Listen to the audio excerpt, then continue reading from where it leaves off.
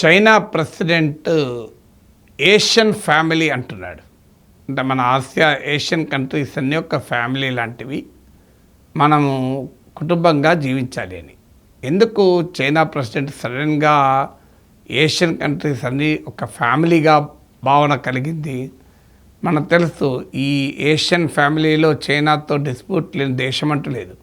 చైనాకు జపాన్కు డిస్ప్యూట్ ఉంది సౌత్ చైనా సీలో, చైనాకు వియత్నాం, చైనాకు ఫిలిప్పీన్స్కు బార్డర్ డిస్ప్యూట్స్ ఉన్నాయి, చైనాకు మలేషియాకు డిస్ప్యూట్, చైనాకు ఇండియాకు అయితే చాలా సీరియస్ బార్డర్ డిస్ప్యూట్స్.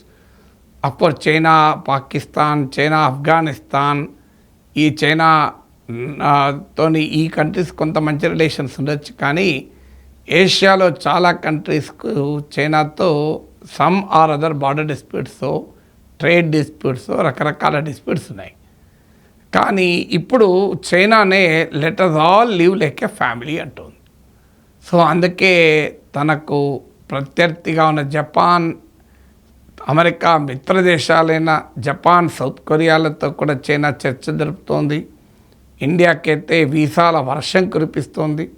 రికార్డు స్థాయిలో వీసాలు శాంక్షన్ అవుతున్నాయి. నియమ నిబంధనలు సడలిస్తున్నారు పీపుల్ టు పీపుల్ కాంటాక్ట్ పెట్టుకోవటానికి. చైనా ఇండియా మధ్య ట్రేడ్ విస్తరించాలని చైనా ప్రెసిడెంట్ మన ప్రధానమంత్రికి లేఖ రాశాడు. సో ఏ రకమైన రాయితీలకైనా సిద్ధమంటోంది. చైనా ఇండియా రిలేషన్షిప్ పెరగాల్సిన అవసరం చెప్తున్నారు. అలాగే Chinese president 3 Asian countries Vietnam, Malaysia, కంబోడియాలో పర్యటించారు. సో ఇదంతా చూస్తుంటే అంతకుముందేమో ఏషియా ఇది డివైడెడ్ కాంటినెంట్. అమెరికాతో కలిసి జపాన్, ఇండియా, అమెరికా, ఆస్ట్రేలియాలతో కలిసి క్వాడ్ ఏర్పాటు చేసింది. యాంటీ చైనా కూటమి ఒక రకంగా US, Japan, India and Australia, ఈ 4 2 ఏషియన్ కంట్రీస్ క్వాడ్లో. సో ఇలా చైనాకు వ్యతిరేకంగా కూటములు ఏర్పడినటువంటి సందర్భం మనం చూసాం. చైనా బిగ్ బ్రదర్గా వ్యవహరిస్తుంది అన్న విమర్శ చూసాం. ఇప్పుడు ఏకంగా జపాన్, సౌత్ కొరియాలు కూడా చైనాతో మెరుగైన సంబంధాలకు సిద్ధపడుతున్నాయి.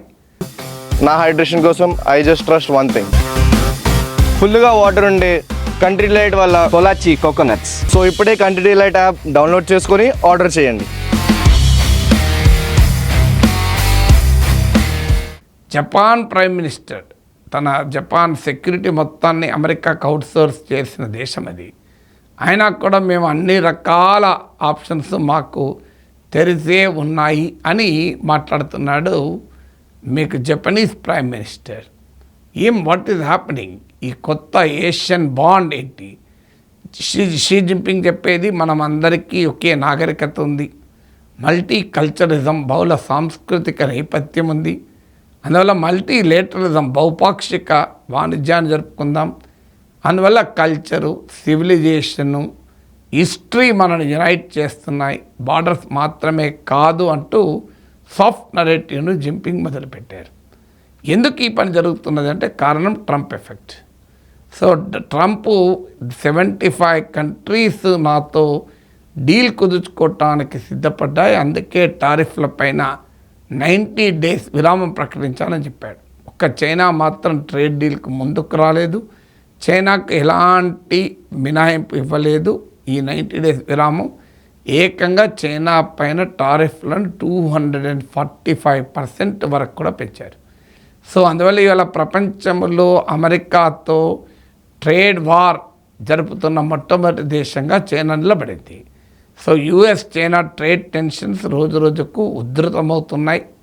సో ఈ పరిస్థితుల్లో అమెరికాకు వ్యతిరేకంగా ఈ టారిఫ్ల బాధపడుతున్న దేశాలన్నింటినీ యునైట్ చేయాలన్నది చైనా ప్లాన్. ఎందుకంటే ఇండియా లాంటి మిత్ర దేశంపై కూడా అమెరికా 26% టారిఫ్ విధించింది, జపాన్ను వదలలేదు. పైగా ఈ టారిఫ్లు డెఫిసిట్తో కూడా సంబంధం లేదు అంటూ అమెరికా క్లారిటీ ఇచ్చింది. ఆయా దేశాలకు చేసే మిలిటరీ సాయము, మిలిటరీ బేసెస్, వీటిని కూడా పరిగణలోకి తీసుకుంటామన్నారు. ఇది ఇండైరెక్ట్గా జపాన్ సౌత్ కొరియాలకు తగులుతుంది. ఎందుకంటే జపాన్ సమీపంలో Okinawa military base, America military బేస్లో 1,00,000 మంది దాకా, కొన్ని వేల మంది సోల్జర్స్, అమెరికన్ సోల్జర్స్ ఉన్నారు. సో ఈ ఖర్చులన్నీ మేమెందుకు పెట్టుకోవాలంటూ ట్రంప్ ఈ మధ్య మాట్లాడాడు. వాస్తవంగా దానికి అయ్యే ఖర్చులు జపాన్ చాలా ఎక్కువ భరిస్తుంది.